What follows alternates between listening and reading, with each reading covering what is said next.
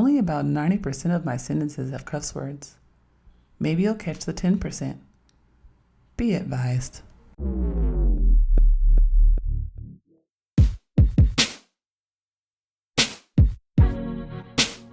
Hey y'all, I'm Jenn. I'm from Oakland, and I'm a queer, Black feminist scholar. This is Daren, hailing from the mean streets of Anaheim. I'm an introvert, a novelist, and a nerd. We're early 30-somethings with 3 kids and over a decade of marriage.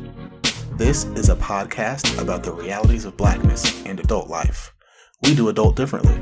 This is That Black Couple.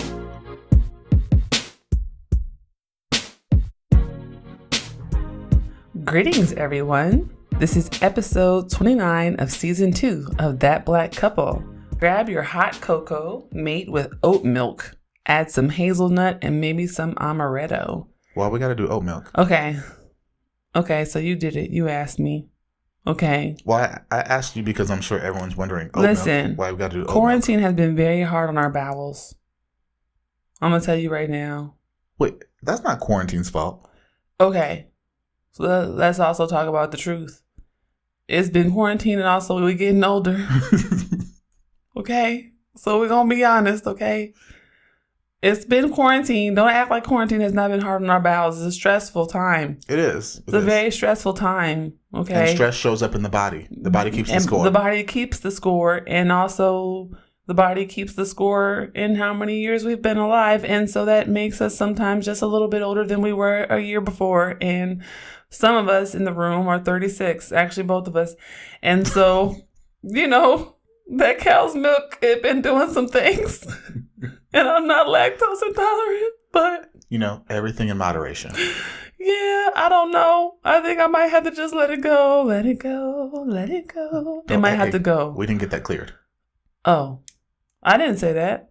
That was me singing about letting it go. Like not anything about ice. Right. It was about gas. It's about...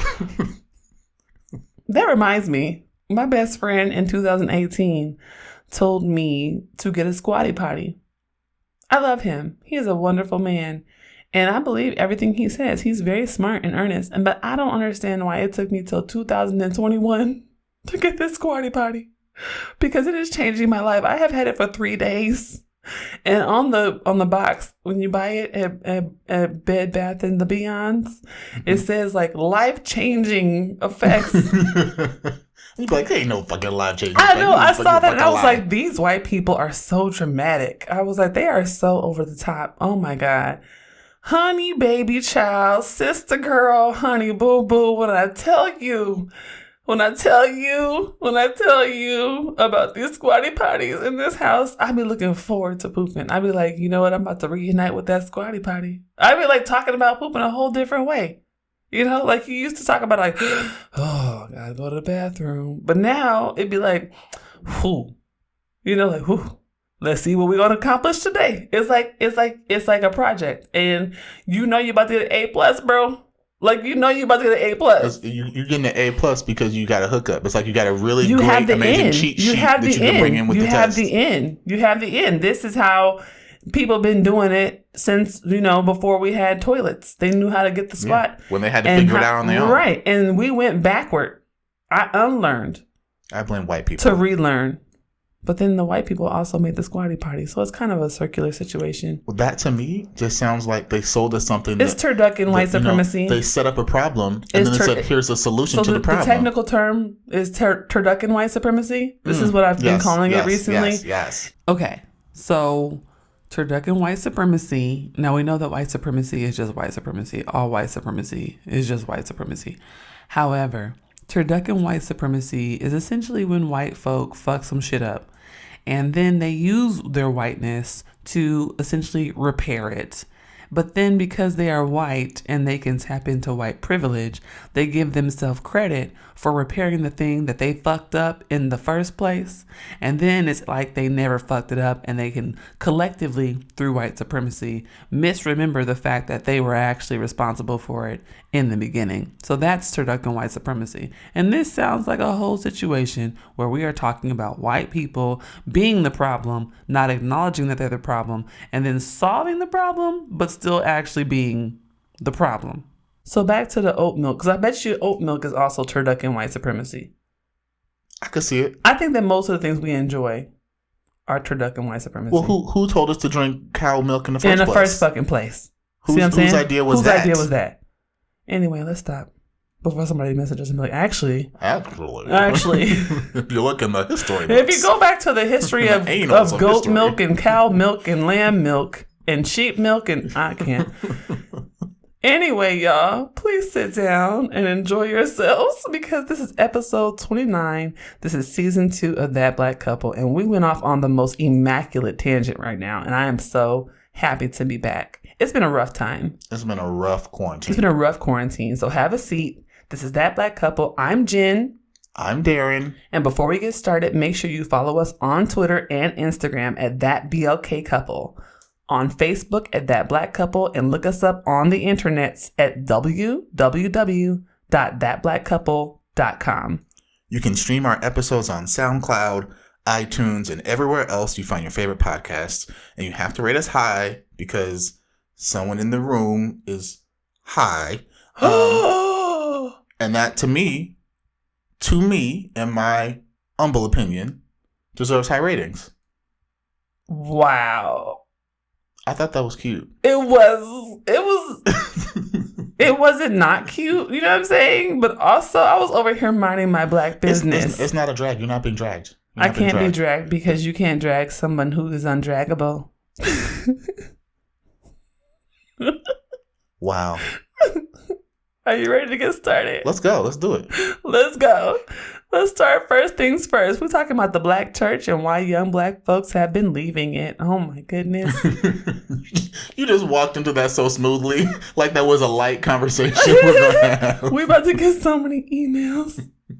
Well, I think the best way to start this conversation and to introduce it to our audience is that we should maybe start with our own experiences so people understand our orientation to the church. Mm-hmm. I know for me, I grew up in Oakland, California. I was raised in the church. My grandmother was a pastor at a non-denominational church all growing up. So I was, front row seats of casting out demons. I remember I used to look in the bucket when she would cast the demons out. And I was like, that's not no demon, that's saliva. It was a whole situation. I got in trouble. But people were speaking in tongues, and we caught people and threw sheets and things over their laps when they fell down in the church. And so I'm really used to that kind of environment. But I also grew up in a traditional Baptist church in the Bay Area, Evergreen Missionary Baptist Church in North Oakland. I was a praise dancer. My best friend was on the usher board. I was on the church drill team. I was in the pageants. I did all the traditional Baptist church activities. Sundays were dedicated to church. We woke up in the morning. From the moment we opened our eyes in the morning, it was church. It's all it was. We listened to church music. We watched Bobby Jones every Sunday after church. Between services, we stopped at the little Wendy's around the corner from church and went to a different church for 3 o'clock services. If we had a visiting church, we came to our own church. We had night services. New Year's Eve, we was in church. Every time we had an opportunity to be free of our home, we were in church. So for me, my orientation to the black church has been through my own experiences and the experiences of my family. My family is deeply embedded in black church and religion in the Bay Area. I have family members who are pastors, family members who are deacons and deaconesses. I have folks in my family who have started churches.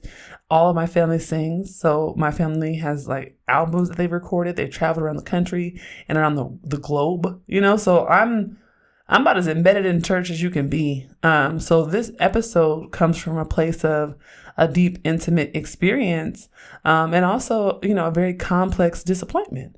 So it's not that, there is not any joy or great moments and deep connections to culture that I take from my experiences in the black church. There absolutely are. And I love that I was raised in such a rich and beautiful tradition. However, we can also love things critically. To take a note from Jenn and Mock, love does not have to come without critique. And absolutely, I think it should always come with some form of critique. So, yeah. And that's really kind of my same experience. Grew up in the church. I grew up in the AME church, a proud, historic institution within the black church, greater body. And I was in all the things, just like you were. I was in the youth choir. I was in the mass choir. I was in the youth groups. I was the president of the youth groups. I went on the trips. I went on the mission trips to Mexico. I was just like you. I was kind of like fully embedded in the church. My mother is a minister. I was a youth trustee, which was something they made up. It wasn't even a real thing. They made it up for me because I was there all the time, moving tables and setting up chairs and doing, like I was just like you. I was kind of that was a real major aspect of my upbringing, was being in the church.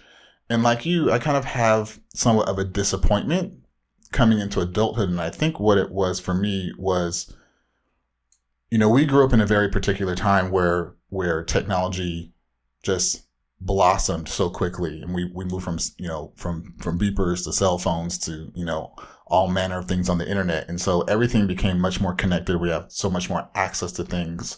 We can get answers instantaneously to anything. And I think what happened to me is I feel like the Black church kind of fell behind.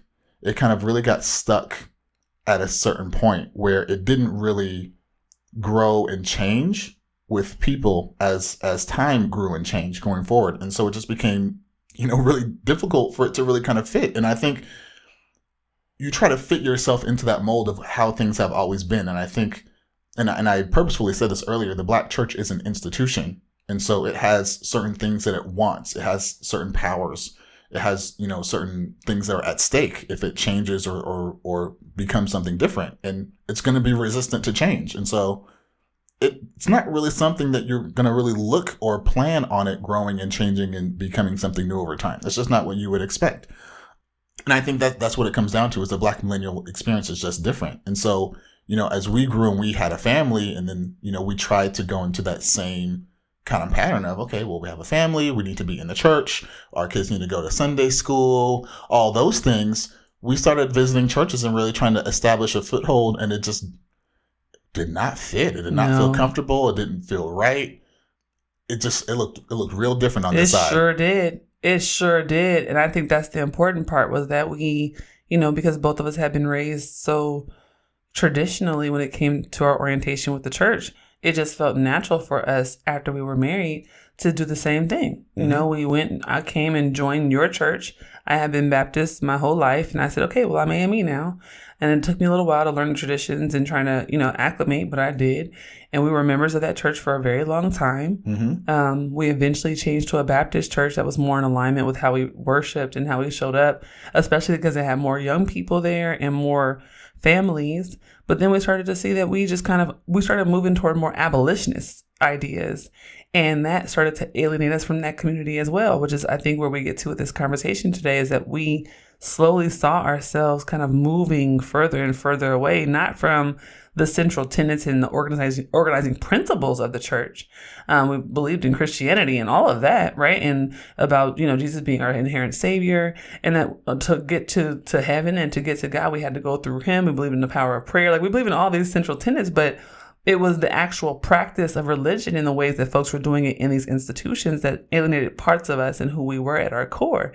And so when we moved to Chicago and tried so hard to find a church, we visited church after church after church after church, and we would be sitting there and they would say stuff like, oh, this person was the president of the Kitty Cat Club. And we're like, what is going on? Why do we have to slut shame from the pulpit? Or when they have a visiting pastor who's saying this beautiful prayer, and then jumps in there with, and Lord, please, remove the homosexuality and the criminalization from our children. And you're like, what is going on? It kept being these moments of just disruption where we would have this moment of prayer and praise and oneness with this community. And then something would happen that would remind us that only parts of us were allowed in those spaces. And that was not a deal we were willing to accept. It was a deal breaker. And I think central to that is something that I've come to realize is, I think my central issue, honestly, with church in general, and specifically the Black church, is all these teachings and things that, are all Bible based, all these teachings that your pastor, your preacher hands down to you that you're supposed to be following. At the end of the day, we're all human and none of us are perfect. And it's really hard, I think, to have people trying to tell you about yourself and tell you how you need to fix yourself and how you're the problem, or how homosexuality is the thing that we need to root out, or, it's the drugs, or it's the AIDS, or it's all these other things. And then you look at these people and you're like, but I can see the fault in your humanity. Mm-hmm. And these are things that we're not allowed to talk about at the church. These are things that we're not allowed to address. These are the things that we're not allowed to have initiatives to remedy. And I think it's the power dynamic becomes very fraught for me. Mm-hmm. And I also feel like you said that ties into what a lot of people in younger generations, and when I say younger generations, I mean millennials and Gen Z, we're going through a very specific moment where a lot of what we're talking about is what works for me. How do I want the world to look? How do I want to show up in the world? And we're really working on answering these questions. And then when you go to a space like that is more conservative, that is more kind of tied to the past, that can't address those things appropriately, it becomes very difficult to say, I'm going to frequent this, I'm going to participate, I'm going to sign up, I'm going to bring other people here too. It just doesn't match your daily life. And I feel like that's what it's supposed to be. Church is supposed to be something that's not on just Sunday mornings. It's supposed to be your whole 7 days. And if you go to church on Sunday, but you can't tell your friend on Tuesday that you go to church, or you don't want to invite your friend that you go to the gym with to go to church with you, that becomes a big problem because it becomes segmented and pretty much separate from the rest of your life. And I also say, I think you guys, this is some bars right here. You know what I'm saying? And I think that what you're saying is also important when we're thinking about the fact that we were doing this in the moment when Black Lives Matter was really emerging and calling to the fore what it meant to be fully yourself in politics and in your day-to-day life, what it means to like show up at work and acknowledge like, hey, I'm Black, don't fucking touch my hair. Right? Like, don't do these things to me. These are injustices. When we started challenging these words that would dismiss our experiences, like microaggressions, like there's no such thing as a microaggression. It's just racism. Right. Right. And like, it was a moment where we were also trying to learn and unlearn all these processes that told us that, racism wasn't that big a deal right? All these conditions on our humanity. And so when you step into these churches and you're trying to struggle alongside these folks as your comrades, but they're also still doing that respectability, Right. game where they're still going to accept some of these things that are actively harming you every day in your life. That's a tough pill to swallow. And I think we did it for a very long time, right? We did that, but it wasn't going to serve us. And we had children at home, right? We had these 3 young Black children who we are modeling a life for. And we are trying to set an example for them and trying to teach them a way that will actually let them live freer and longer and healthy and happier. And what I look like taking my daughter into a church where a man is sitting up in the pulpit, a man who actually was the father of one of her ballet friends, up there shaming women's bodies. I just can't. It don't make it make sense. And that's the thing that I think we've both touched on is we have our own ethos about life, and it's sad and it's disappointing when you have your own ethos that somehow does not align with your church membership. Yeah, that is a very shocking thing to have to confront. But I think that is what is happening is young people are confronting that and saying, well, which one has to go? And they're not choosing their own ethos. Right. And so I want to wrap this up with something actually positive and say that this is why I'm actually really heartened by this moment, because, I want to acknowledge fully that quarantine has been very, very, very hard. COVID has annihilated families, communities. The state's handling of COVID has been atrocious, disgusting, disparaging to communities of color and communities at the margins. And we've all experienced terrible, terrible losses. And I say all that to say that this moment, I think, has set us in a place where we are getting more grounded in our communities and our spiritual ties and our ancestral heritage and getting back to who we are at our core and our connectedness to energies in the earth. And so, this isn't just an episode to critique the Black church, which absolutely is partially that, but it's also an episode for us to express hope and excitement about the ways that folks who are spiritual and some who are also Christian are thinking through how to leverage our connections to one another in community with one another and build alternative forms of connection and community based in the same central tenets of forgiveness and kindness and love and generosity. So I think that is actually one of the good things coming out of this moment, is that for folks like us who I do feel like were kind of despaired, right? Like we were having a really hard time. Yeah. And we were kind of just disillusioned with the whole church process. And here we are now, and we have our Sundays are packed. Our Sundays are packed because we have, online church that we attend, and we enjoy the praise and worship, and we enjoy the word. I'm in here taking notes and stuff on biblical scripture again. I have an alternative grief community that I'm a part of that I'll talk about a little bit later. We have all these different forms of community that we are tethering ourselves to. And I think that is also a part of this conversation, is that it's not just about critiquing, but it's about building. And I do really feel hopeful about the fact that young people are building. This podcast is supported by generous donations from listeners and readers of our mom and dad's web magazine, watercoolerconvos.com. You can stream the show on Spotify, Google Play, Apple iTunes, Stitcher, and SoundCloud. When you listen, please consider hitting that heart button, sharing, giving us a 5-star rating, and leaving some dope comments. This helps us with our page rankings and gets more listeners for the show. Thank you so much. And we're back. And we back with a guest. With a guest. Guess who here? You supposed to guess. I don't know. I was gonna say guess who's back, but I was like, wait, hold on. They're not back. They haven't first been time here before, so it doesn't count as being back. Are you high? Because I'm high. I said contact. I'm in the same room with you. Guess who's here, nigga? Who's here? My girlfriend Tia. Hey Tia. Oh, hey. We're welcoming Tia to the podcast. I was going to do a round of applause, but I realized the audio would be really bad on that. Yeah, I don't want to do that. And it would stress me out to a very high. Every time you guys kept saying, guess who, I kept thinking of, guess who's coming to dinner? Not to dreadlock. No. I clapped. So you just gonna clap. You're just going to clap through my musical rendition. That was good clapping. Thank you. It was good clapping. It was appropriate. Thank you.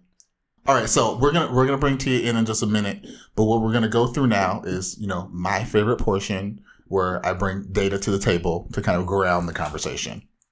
So we're talking about the Black church today, and as many people know, Black church has really played a pivotal role in history. A lot of ministers and leaders were on the front lines. They were the ones that were actually fighting for abolition, fighting for civil rights. The church has been a great meeting place for people to congregate, to organize. And so when you think about Black people historically and the Black church historically, they've kind of been one and the same in a lot of respects. They've kind of always worked together across a whole kind of band of Black history. And Henry Louis Gates has a great show coming to PBS. I think it's debuting this week, actually. If it's debuting, how it's great? Because it's Henry Louis Gates. Okay, fair. And it's on PBS. Fair. How could it not be great? I'm just saying. You just said that like you've seen it already. Like you had an advanced cut. Okay. I don't have insider information like that. It shows he be hitting though. Yeah, they be on. He do be doing some PBS good things. Is really not a joke. He do be doing some. Yeah, he wouldn't have no janky message he would throw out there, especially. I just thought you were sprinkling a little extra because you can't be advertising unless PBS would like to have us advertise on this podcast. And they are welcome to. They are welcome to contact us at thatblkcouple@gmail.com. Can you say that again to make sure it was clear? thatblkcouple@gmail.com. Did you say that blkcouple@gmail.com? I did say thatblkcouple@gmail.com. Okay, so if I wanted to contact you all, I would hit that blkcouple@gmail.com. Okay. No spaces, no dashes. No spaces or dashes. But continue. But yeah, I was, as I usually do for these podcasts, I do a lot of research. I gather a bunch of information. And there's a quote that he said in part for this special that he's doing, talking about the Black church. And he said, "The church is the oldest, the most continuous, and the most important institution ever created by the African American people. African Americans created a form of Christianity with a liberating God at its center, a redemptive force for a nation whose original sin was slavery. What Black people did was take the forms of Christianity available to them and refashion them in their own image." And I just thought that was so powerful because it really did. I mean, you think about it, Christianity was given to black people from white people, the same people that were oppressing them. And what black people did, and this is, a big deal in history, is they said, we're going to take that and we're going to turn it back around on you. And that's the vehicle that we're then going to use to get our own freedom, which is a big deal. Now, kind of fast forward to, more recent times, as we've been stating, but now young black people are basically leaving the church. And doing my research, there's so many articles talking about this. Most of them are opinion articles, people saying, this is why I think it's happening. These are the ways to fix it. Or this was my own personal experience. But there is some real data that we can go off so we can kind of ground this conversation. And Pew Research is really kind of the main force that's done a lot of this research. And they've really done most of it within the last decade. And so one of the statistics that stood out to me is that 1/5 of the U.S. population, 1/3 of adults under 30, are religiously unaffiliated today. And this is the highest percentage that Pew has ever found in their polls. Wow. And that's not black people, that's everybody. So as a general rule, people are becoming less and less religious and less and less tied to the church. And when you look at things on the actual topic level, so you'll see black people that are church affiliated actually are starting to become very split, almost 50% on topics like homosexuality and same-sex marriage, right? And this goes right to what you were talking about in the front section of today's episode, where a lot of messages that are coming into the church or coming out of the church, I should say, don't necessarily really jive with all of the people that are attending the church, right? I think historically people used to be more accepting of messages that might not have really hit them the right way, because the church itself had so much more meaning in their lives. And I think as the world has changed and the church is not necessarily central to their lives anymore, they're less willing to accept things that they don't 100% agree with. And talking about all of that, you really want to look at the future. And what I found is it says by 2050, the percentage of the U.S. population attending church will nearly be half of what it was in 1990. Wow. So once again, we're as a nation, we're really moving away from religion in pretty big numbers. 60 years. Right. And this, we always kind of bring political things into this conversation. This goes hand in hand with, as the political parties are kind of duking it out over millennials and different sects of race. Yeah. We're saying that we can target the right now and try to get our voters for right now. Yeah. But what happens 5 years from now? What happens 10 years from now? So I want to go back to that number you said, though. So 1990 to 2050 is 60 years. And they're saying that the church population will decrease by 50%? But not the number, but by percentage. By percentage. So just in 60 years, that's a huge drop. 50% is humongous. That's also an estimate, so it probably could be higher. Oh my goodness. Yeah, I mean, who knows? That's a pretty far out estimate. Yeah. But when you put estimates together, that's it's looking at the trend, and so that's what it's trending toward. Like so the point you make, the trend. And we're just halfway there now, right? It could get much worse. It could get steeper, specifically. And then also in 2015, only 27% of millennials attended religious services on a regular basis. Wow. Things are changing. I mean, it's interesting because I'm like, wow, but I'm like, girl, that's you.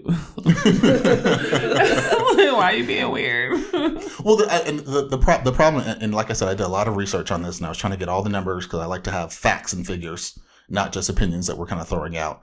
And one of the things that came out is there's actually not a lot of research specifically on young black people leaving the church. There's been some research on people leaving the church, a little bit of research on young people leaving the church, but none of it really, really specifically focused on young black people leaving the church. And so it actually becomes hard for people to say with any, real certainty as to why that is. But we can always tell you what's happening. We can tell you, profiles of who these people are. We can tell you all of that. But we can't tell you, well, what's actually making them make that choice. The most recent study that I was able to find about blacks in the church was, once again, another Pew study. It was done in 2020, so very recent. It was called Faith Among Black Americans, and it surveyed 8,600 black adults, so that's just 18 or older. So once again, not specifically focused on young blacks. But what this study did find is that young black adults are less religious and less engaged in black churches than older generations. It found that black millennials and Gen Zers are less likely to rely on prayer, less likely to have grown up in black churches, and less likely to say religion is an important part of their lives. Fewer attend religious services, and those who do attend are less likely to go to a predominantly black congregation. Interesting. Right. And so when you think about the history of the Black church and you think about just Black history in general and the part that the Black church has played, to kind of say all those things in one breath is breathtaking. Yeah, it is. Right? I mean, that's a major shift in Black culture at large. Yeah. Right. Yeah. I mean, I think those facts are in alignment in a lot of ways with, you know, what we're seeing in our own personal lives. But I also, like, you know, you do the data section and then I talk about Black feminism because I'm obsessed with Black women. But, like, you know, I think back to Anna Julia Cooper's work at the end of the 19th century where she's writing A Voice from the South. And, you know, this is what folks would say is the first, you know, actual statement on Black feminism ever recorded. And most of what she's talking about is the role of Black women in church. And the ways that Black women's struggle for rights, equal rights with men, was being overlooked, not more so by white people, but by Black men. And this was showing up most clearly in church environments where Black women played such a critical role in sustaining those institutions, and where those institutions of worship and religion were so closely tied to politics. I think that's something that has also changed so much, right? You know, when we think about what has also changed, I think as I'm hearing you talk and I think about these trend lines, I think about what's happening in the inverse direction, right? I also think about the fact that for young Black folk, these political engagements and social movements have emerged outside of institutions. They're extra institutional. And so when folks have these community-based organizations that recognize them in their fullness and say, you know, how you show up in the world is actually okay. You actually belong here and there's nothing wrong with you, right? We have the proliferation of social media where people can find their communities all over the world if that's where they find them. And I think that has taken us away from these kind of like very static and rooted institutions that have not really actually served us anyway, but for the most part, we're where we had to go. Right. If we want to be honest about how a lot of these mega churches have succeeded, especially in and around the South, where they were proliferating in areas where folks didn't have a lot of other resources. And so they would turn their focus into the churches, which is there's nothing wrong with this. Right. There's nothing wrong with building community in church. But then when you get so deeply connected to your church, you know, you don't actually need these other resources in your community. You can rely on your church community for that. That's what the Black church has always been. It's always been a place where you would actually have food services. You had education services. Sometimes you had medical services, right? But what's happening in the world now is that we don't live in those ways anymore. We have a new form of access. Well, and I would argue, you know, I would argue you were talking about looking to church for certain things.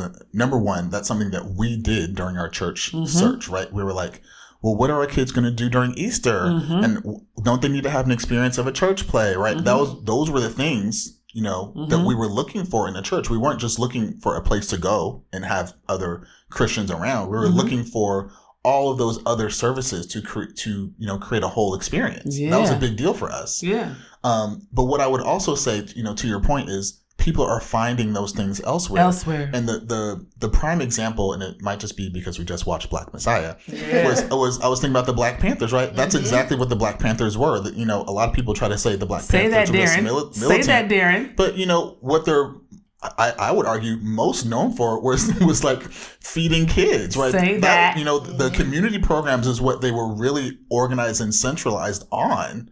And so that, you know, this idea of having community services and organizations that are not church-centered or church-affiliated is not new. But as we've said a couple times already, I think as the world has changed, as technology has connected us and made things so much more accessible, it means that I do have other options where I can get those services. And so if the church is not supplying something very unique and specific that can feed me in a way that these other places can't, why would I choose the church over them, especially when churches are known for being very judgmental of people in their own personal lifestyle choices? So when you're talking about the church being representing community and representing culture, at no point does it talk about specifically the gospel, right? So as you're talking about what leads people to these places, why someone would go to the church, you know, it becomes like this catch-all for a lot of different types of people with different type of ideals, different types of goals. But the church becomes this one thing where it's like, well, now we have to uphold this culture. Yeah. We have to uphold these tenets, and they keep it forever. So you're like, I know what it looks like for Easter. I know what this looks like in my culture, and I want my kids to have that. And we keep passing down this tradition that we don't actually respect or understand. Yeah. And I think it's just important to just like highlight that, and then start thinking about like, why would you stay in a church where the culture does not no longer benefits you, right? So when people join Greek organizations, a lot of people will say, well, this is what church is supposed to look like. So for them, the Greek organizations that are equally tied to the church, that also didn't have like a once a year, the Greek organizations have their Greek day and we come here and we show out and then we're gone, right? But there's still some tie. Like we're always still trying to connect. And I think that kind of highlights some of like what we're supposed to be doing in terms of the gospel of like, it's always been about relationship. Yeah. But we miss that when we start to say, well, this is what we need this to be consistent. Yeah. We need this practice. The ceremony. But it's like, what about the people in the middle of that? So when ritual takes over and it becomes less about culture and community, I think this is what we're seeing. We're seeing this kind of mass exodus of, well, now other people are building these communities and cultures in the same way that, you know, corporate America had to negotiate with this and like had to navigate this like trend where you see organizations like Google coming in and saying like, hey, we don't care when you do your work. Right. Have fun, play, frolic, flounce. Right. But also, as long as you get it done by this date, by the due date, we don't care when or how you do it. Yeah. And then there were these other more rigid societies. So it's like you're seeing it match in other areas. So this is not unique to the church, but the church wants to feel special, right? And that's the one thing I'm gonna jump in. I'm gonna let you talk. But just to cap on that is what that all sounds like to me is it's institutions, right? And that's what I said just a bit ago is that, you know, when you become an institution, you have things that you can lose. You have power that you hold that you don't want to give up. Yeah. And I think Black church is in a very uniquely situated place because it's a Black institution. Yeah. And it's one of the oldest Black institutions, which means it has the deepest roots. It's connected in some of the most, you know, unique and specific ways. And as an institution, I'm sure it does not want to lose any of that. Yeah. And it looks at, I think the institution itself, not any individual church, not individual person, but I think the institution itself looks at these challenges and says, I reject you. And because I am in a power role, you are supposed to swallow that. And people are opting out. Right. So I mean, this is, y'all got bars.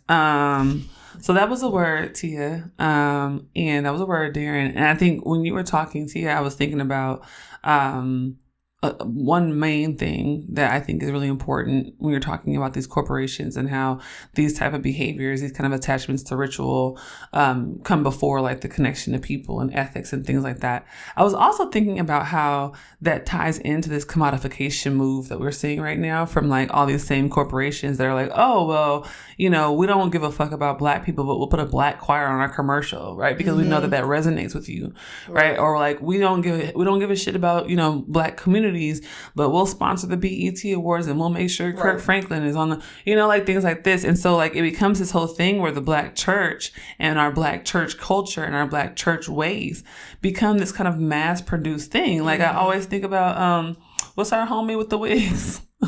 Okay. I don't want to advertise for him. Not Carlton Banks. Not Carlton Banks. You know, but him and the genre of folks who do that, right? They have a whole platform built off of church culture. And there's a whole comedian like culture that's growing now about Black church. Yeah, I mean, think about Kev on Stage. He just launched a whole app. He has a huge platform. He's doing work with Will Smith. Right. Like, this is a real thing. Black church and so culture. I think that's one thing, too, where for a lot of young Black folk, like the commodification of the Black church is also a deterrent because a lot of these churches, sometimes you get in them and it's like, I can't tell if I'm at like a Broadway show or if I'm at, you know, and I told you the other day, I was like, we had a pastor and he had an entourage and I felt very uncomfortable watching him walk in this like fleet of men around him. And that ties into my other point real quick. I just slid that in there. But when Daren was talking, you know, I was thinking about how much we talk about power, but we really do also have to always talk about patriarchy as well, right? We know that these institutions, the Black church is historically a patriarchal institution.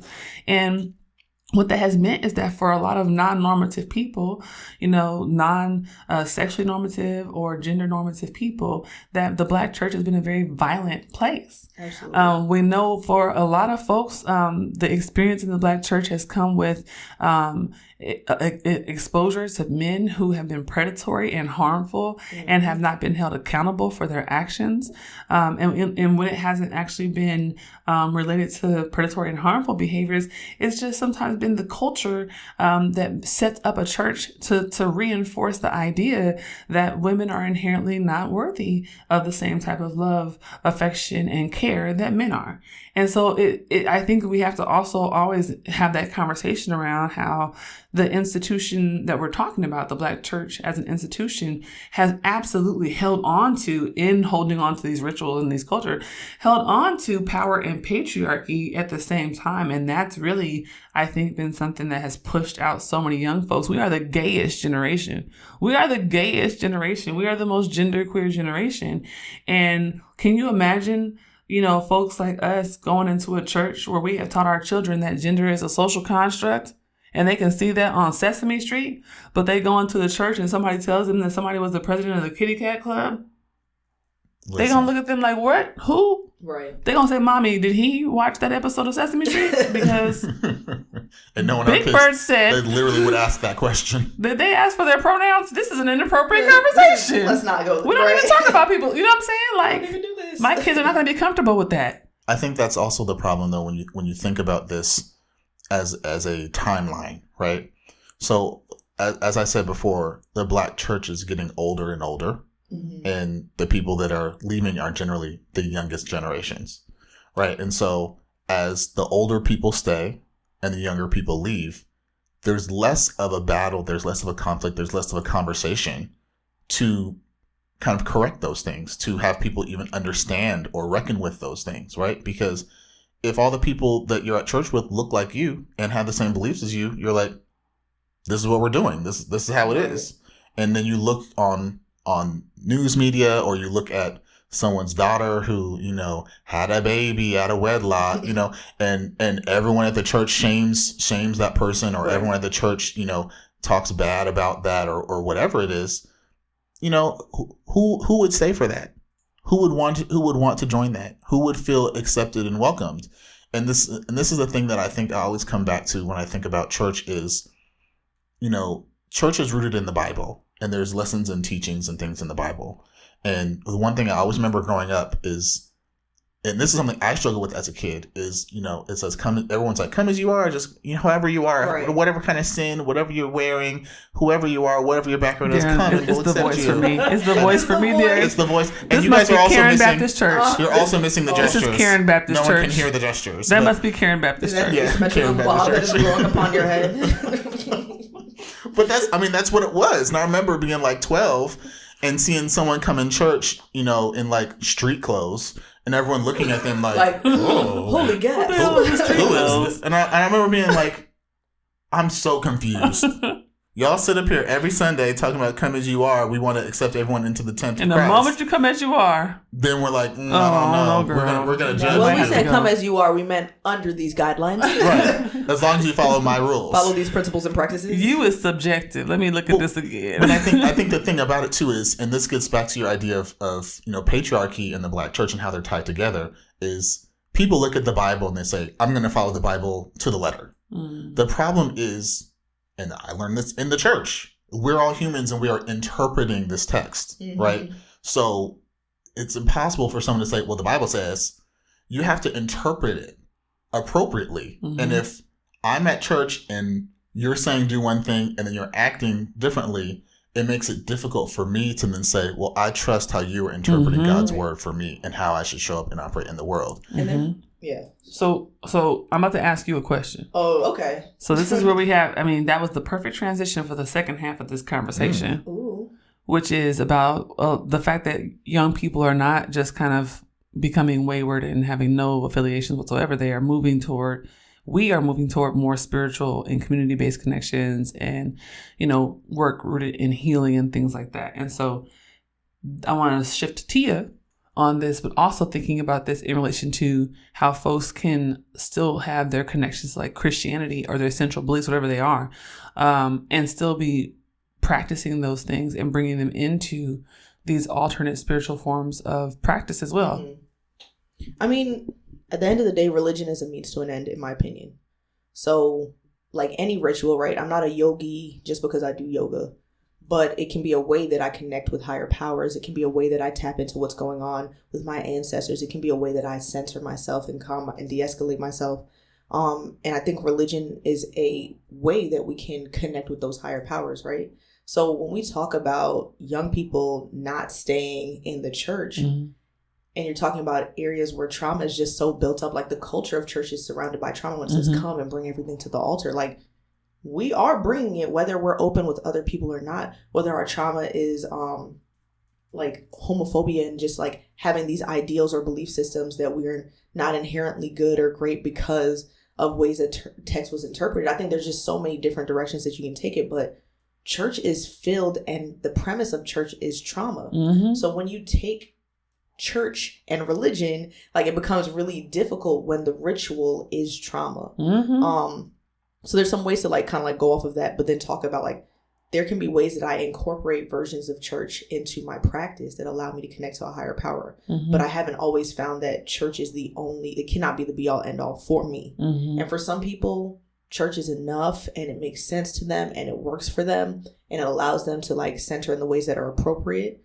For me, that's not enough. So I'm responsible for meditating and connecting in a way that supports me. Mm-hmm. I'm responsible for prayer and affirmations. I'm responsible for praise and worship, and right. And like people talk about gratitude, and there's different ways that we're saying the same thing, but there's different approaches. And I think we have to really be open and be more thoughtful about the ways that we are engaging with ourselves. But we're so used to muting that it becomes difficult to know what I need and what my body requires, and what, like what does it mean for me to connect with a higher power? What does it mean for me to connect with God? What does that look like in real time? Mm-hmm. And it just gets really difficult when people want to follow protocol, because that's not how relationships work. If anyone's ever been in a relationship, no relationship you've ever been in is, well, if I do this and this and this, like there's no formula to perfect relationships. So if we are imperfect people and we serve a perfect God or deity or a higher power, how are we going to connect with them? Right? Without thinking outside of the box. Like, we serve a creative person, someone who crafted humans and oceans and like, let's all follow the same principles and model, because that makes a lot of sense. It's like we want to control it, but that's not how relationships work. So I think as people start to relinquish that control and realize, you know what, the church was never really the be all end all. Jesus didn't even have a church. So, if you're talking about Christianity specifically, he was a rebel that was jumping in people's house, and it was, you know what I'm saying? Like, he was out there like, oh, somebody just busted through. Like, I would not invite Jesus to my home. I'm not gonna lie, because I'm like, this one we went to, the roof is open over here. There's so many people in the house. Like, if you're a Jumping Virgo, in people's house, I've never heard Jesus described that way. he was at parties. He was at houses. He was like, he came for food. What job did he have? Like, there's so many things about, like, you would technically, if you talk about like living in today's day and age, not invite this man into your home. And he always had 12 other people rolling with him. Who's feeding them? Yeah. We are in poverty. Loaves and fish. Bro. So religion looked really different because they were inviting him in. Strangers, like, word was just getting around of like, hey, there's this person and there's something about them. They're talking about aura and energy. Like, how often do we talk about vibes and like the spirit of things? When you walk into a room, it felt like, that's usually the first way people describe things. So when we ignore energies and we ignore how we're feeling in a space, and then you walk into a church and you're like, ooh, my energy was off, but this is where I'm supposed to be, and your mind is taking over. Is that spiritual practice? Is that a way that we connect with Girl, can you stop preaching? Well, and here's the other thing. Like, I was thinking this when you just said that about energies, because that is a big point. Damn. Wait, can we tarry a moment? I'm tarrying. It's hitting me still. Because that's the thing, is I feel like the church a lot of times would frown upon. Did you see how she brought that around? Like that. You see how she brought that all the way back around? I'm sorry. I wasn't ready for how that was going to come back around. To be honest, I wasn't either. Wow. Gemini Mercury. Damn. See, there you go, right? Astrology. Right. Oh my God. I've been in the church. You talk about your sign, they're like, that's we came right back to muting, and it was just right on time. I'm Hey. sorry. Go ahead, Daren. I'm sorry. No, that's it. All I'm saying is your point is dead on, right? Oh my God. All these things, all these other spiritual practices, all these other things that I think people are now exploring and are working for them and are feeding them and making them feel good and having them progress and grow as individuals. A lot of times a traditional church would frown upon those things or just outright call all those things evil because they're not of the church. That's the devil. That's voodoos and the hoodoos. I mean, that's what I grew up in. So even being Jamaican, people assume that spiritual practice was big for me. But in my, like, I'm first generation American. What am I? Second generation Seventh-day Adventist. So it's like there's generations of Christianity ahead of me. And even in experiencing that, we were like, I mean, Seventh-day Adventists, to anybody that knows, any other Seventh-day Adventists are like, what, a Seventh-day Adventist? My gosh. And then they're also like, ooh, girl. But it's basically like bootleg Judaism in practice. Oh, God, I had to you say said it. You said it. Because in that way, it's like, Podcast. so we worship on Saturday, so we have Sabbath. We, you know, in terms of Levitical law and eating and what you eat and put in your body, you know, like no pork and things like that. So in practice, it's very Jewish, but in kind of like theology, it's very much Christian in that like Jesus lived, died, rose again, all that. So that being invited into like my home, there was no space for, because, you know, spirituality is evil and they're doing the voodoo and they're doing the obia and don't make the obia man talk. And, you know, it becomes this whole thing. So spirituality was kind of like rebuked. So at no point was our holistic identity being observed in that way. So people are looking for holistic means, whether it's multiple things that serve my whole being or one thing that serves my whole being. But religion and ritual can only serve a part of us. Right. And even Jesus did that when he's like breaking the Sabbath and like his disciples were eating on the Sabbath day or he was walking and healing on the Sabbath day. And it's just like, if we look at Christianity according to the Bible, no matter how you interpret it, you know, like he didn't even really believe, like he understood, though it was his practice to go to temple. There were occasions where it didn't serve the people, it didn't serve community, it didn't serve him, and it didn't serve their rest. You mean he adjusted his performance of his religion if it served the people who needed him to show up differently? Yeah. You mean It's biblical. cared about the people before he cared about his performance of his religion? Wait, I want you to get to this next point because I think this next point ties perfectly to that. But I just wanted to say to that. I'm sorry. This performance is killing me. But yeah, I feel like that's it, Rez. I feel like a lot of other outlets are doing that. They are looking at things from a more holistic point of view. And they're saying, how do we show up differently in this position or in this position or in this situation or for this person or in this instance? And anything, I think, for a new age individual, a millennial, a Gen Zer, needs to have that type of scope and that look. Because honestly, those are the types of organizations that millennials and Gen Zers are building themselves. Right. So that's the last point of the conversation, right? Is we're talking about these alternative forms of spirituality, but they're not just spirituality. It's an abolition praxis, right? Folks are now thinking about the ways that we are learning to be in prison from the time we were born and the ways that we keep prisons in our own minds for ourselves. And so folks are freeing themselves of these things that we learn about ourselves. We learn anti-Blackness, white supremacy, capitalism, heteropatriarchy, neoliberalism. And so people are saying we don't have to live like that. And I think that this ties into the abandonment of the Black church for young Black people, because you step in there sometimes and you do see the same things you've been fighting all week. All week to get out from underneath. And you step into a church and you're like, I'm not going to fight here too, you know? And I know for me, that's what it felt like. So I think that the political implications of this are that people, young people in particular, this is, you know, stemming from some of my work and the conversations I've had with young people. When I'm interviewing young people, I always ask them, like, what are you affiliated with? What are your political affiliations, your church affiliations? And it was funny because a few years ago when I interviewed young people in Chicago, they would express some guilt. They'd be like, oh, you know, I don't go to church anymore. But now when I interview them, they do not express any guilt. And they more so express guilt if they are not affiliated directly with a political organization.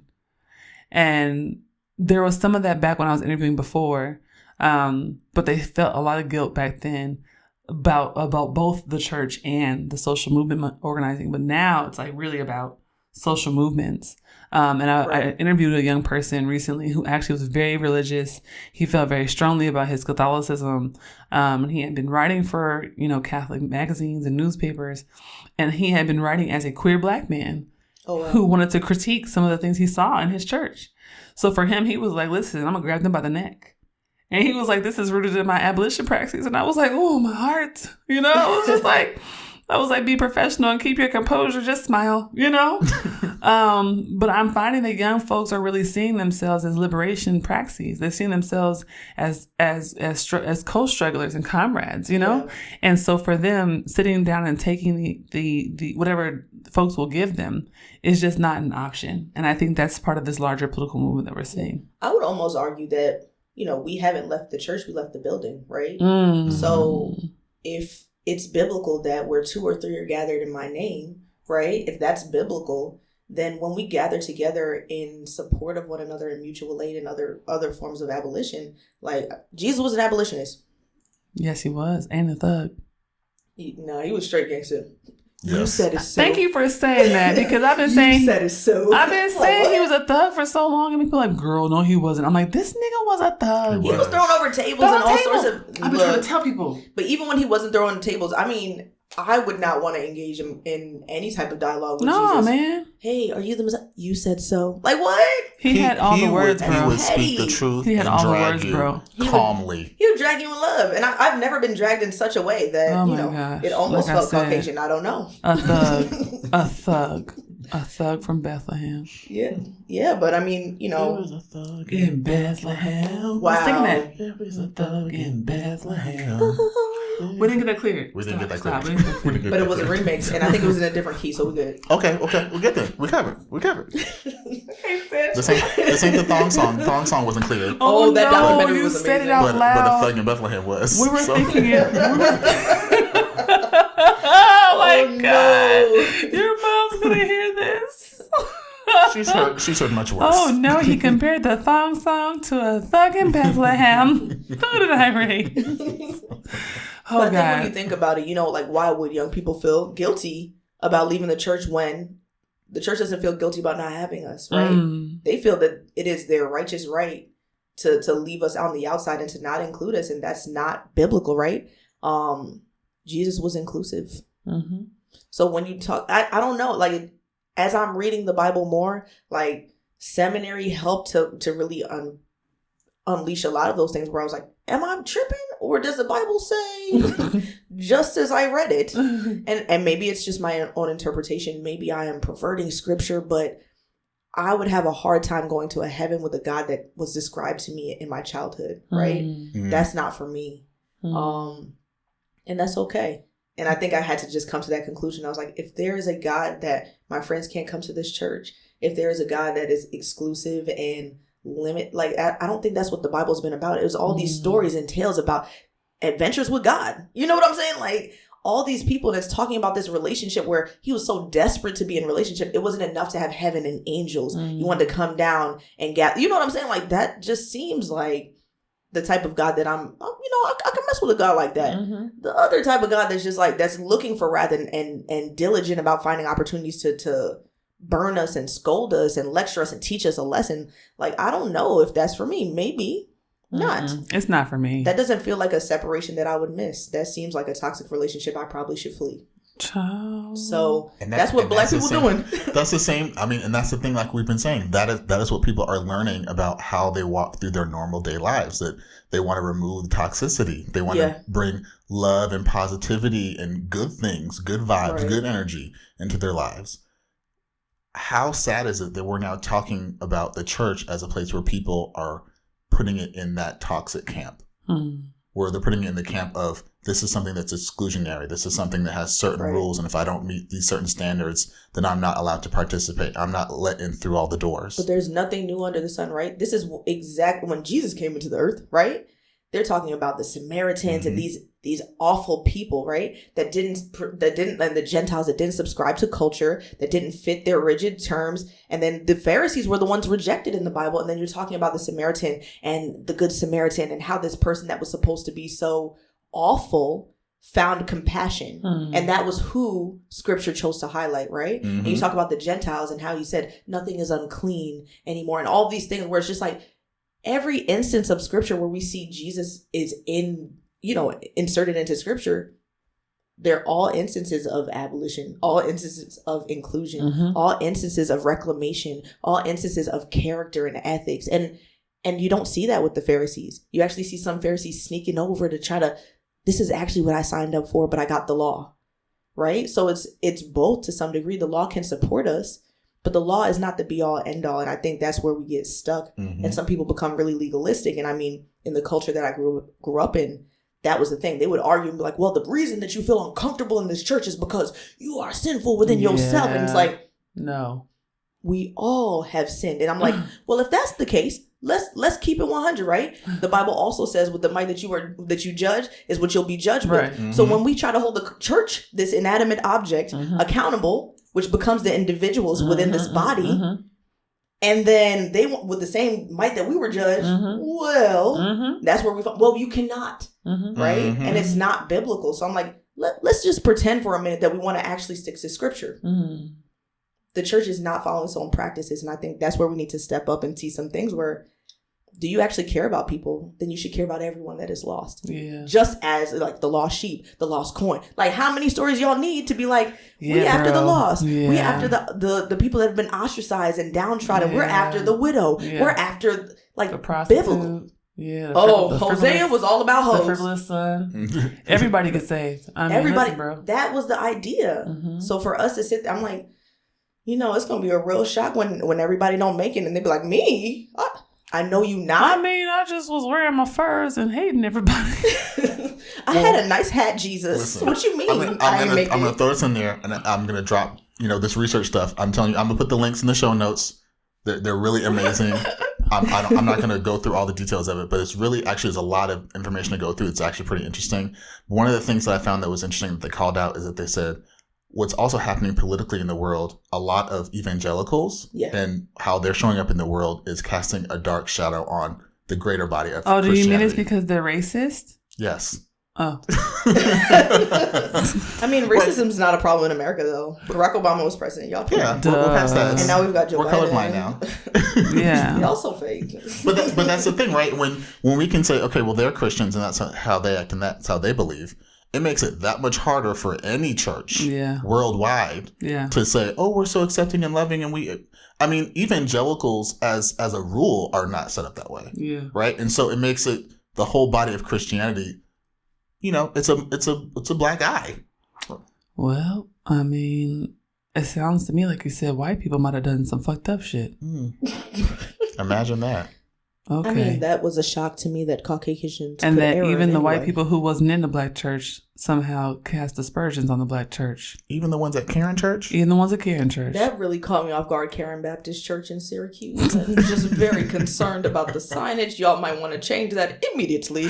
Post haste. I just think everyone in there has an asymmetrical haircut with blonde tips. And they only use passive-aggressive scripture. What is passive-aggressive? In the beginning, he created the earth. We already told you. I mean, it's okay if you didn't know that in the beginning God created it. But we did say it yesterday. As per our last email. As per my email. Oh, Karen. And then there was light. Light. L-I-G-H-T. Light. Sick of this. Light. It's giving me a sunburn. Light feet. Oh not no. The sunburn. That was so brutal. Won't Jesus be a bomb in Gilead? Oh no. That was double edged. But that wasn't passive aggressive. You got a passive aggressive. Don't get on my ear with these jokes. Jesus wasn't a bomb in my Gilead. Okay. That's the passive aggressive Karen Baptist Church version. That was a little suggestive more than passive aggressive. I think it was suggestive. Her Gilead was burnt. I don't know what type of Gilead you got. Because of the light. So she needed a bomb. Oh, Jesus. What she really needed was a thug. That's what Karen needed. She needed a thug. Is everyone high? Because I thought I was the only one high. You can find my mom and dad, aka That Black Couple, on the web at thatblackcouple.com. That Black Couple is owned and operated by Color Convos Media.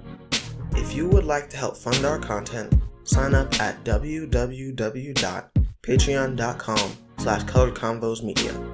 please consider giving $5 or $10 per month to help us build our platform and grow our organization.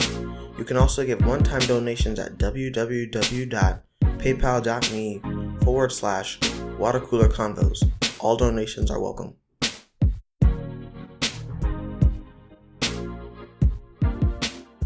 And we are back. We're back with our reflections. That was dope. So I think for me, in my reflection, I want to focus on, not any scarcity models regarding where I am with my journey and my relationship to the Black church. I want to discuss where I am with my relationship to my community and what has come of my earlier struggles with connectedness.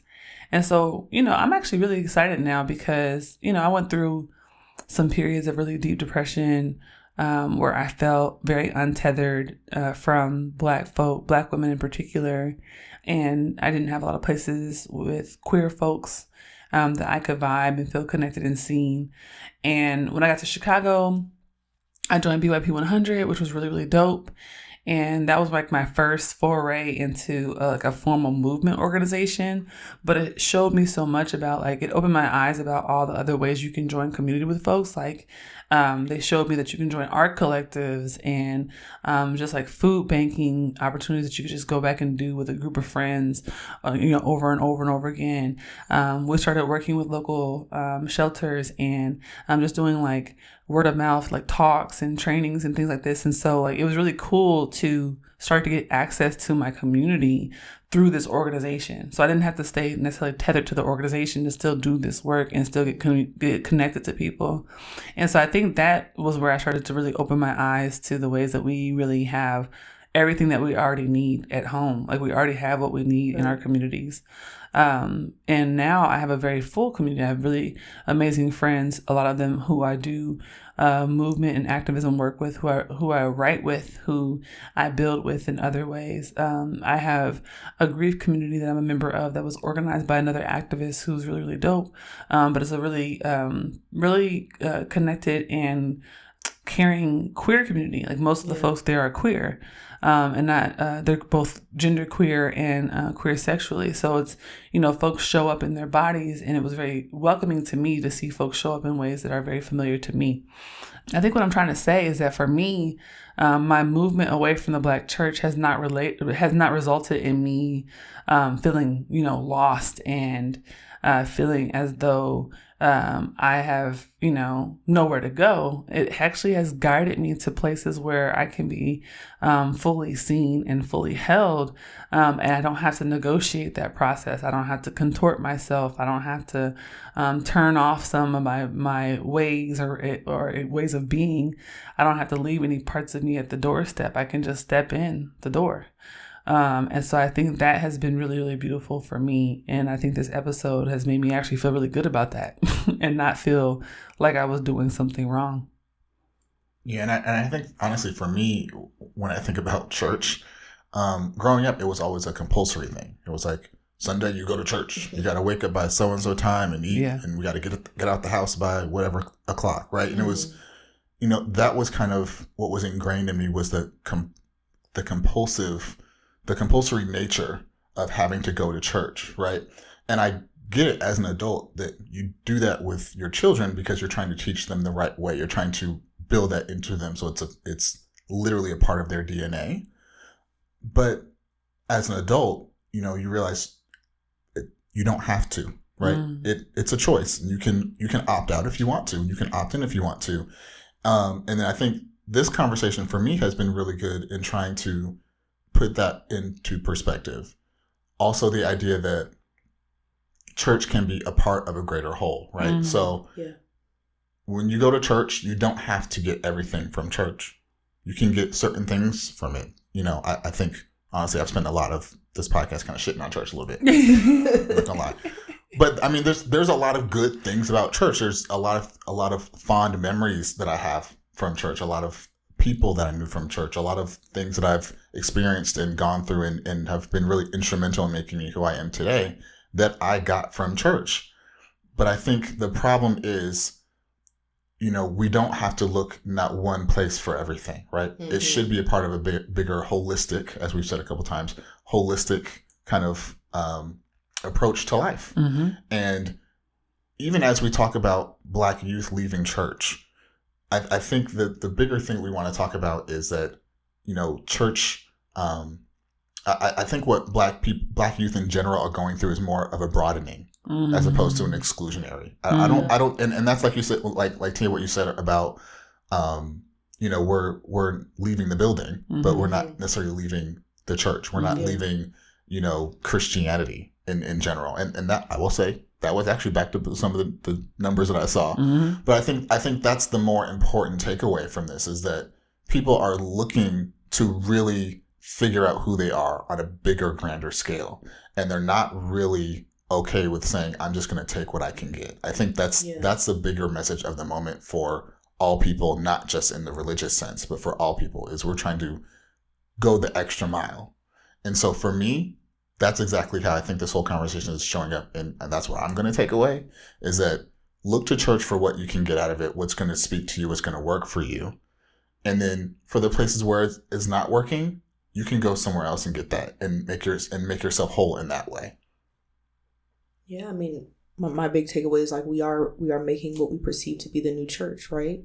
So kind of like when people welcome you to a space where your counselor will say something like, take what you need and leave what you don't. And I think as we're imagining church, there's some things worth reclaiming, right? There's certain things that we can hold on to and that we can remember fondly. And there's some pillars and some rocks, those Ebenezer stones that they talk about biblically, where you set them as a reminder and you tell your children about them. But they're stones, right? They stay in the place that it was in. And I think we're just mourning what that was for us. There was a time where the Black church was safety for us, where it was community, where we felt welcome, where we felt seen. Now there are new places where that's happening, and I think we are mourning that and just celebrating a new life, but we don't know how to mourn it because some people are still very deeply tied to those Ebenezer stones, right? They're still in place and they're still static, and we're just moving from it. So I think it's going to be important to just like reclaim what you can and then keep it pushing and be blessed with what comes next. So it's beautiful. I love the ending. Yeah. Okay. That's it. Thank you guys for having me. This was fun. Thank you for coming on the show. We love guests on the show. Especially the smart, brilliant, amazing ones. That's my man. Thank you. Oh my gosh. Here y'all niggas go. Anyway, I might date y'all or whatever. Ooh. I got a chance. Thank y'all for listening. Before you go, make sure you follow us on Twitter and Instagram at ThatBLKCouple, on Facebook at ThatBlackCouple, and look us up on the internets at www.thatblackcouple.com. Bye.